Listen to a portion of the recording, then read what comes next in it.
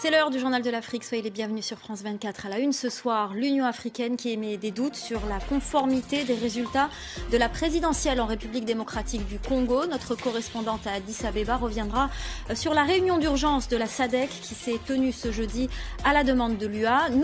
La communauté des États d'Afrique australe s'est réunie ce jeudi en urgence à Addis Abeba à la demande de l'Union africaine pour débattre du résultat contesté de l'élection présidentielle en République démocratique du Congo. L'UA a émis des doutes, de sérieux doutes sur la conformité des résultats proclamés par la CENI. La correspondance à Addis Abeba de Nathalie Tissot. Une dizaine de chefs d'État étaient présents ce jeudi au siège de l'Union africaine ici à Addis Abeba.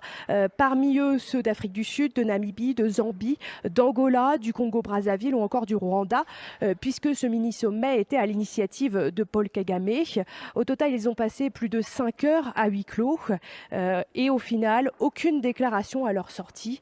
Néanmoins, lors de la cérémonie d'ouverture, le président de la Commission de l'Union africaine, Moussa Faki, avait eu des mots forts concernant la situation actuelle en RDC. Même si jusqu'ici la situation sur le terrain reste fort heureusement globalement calme, il n'en reste pas moins qu'elle demeure hautement préoccupante.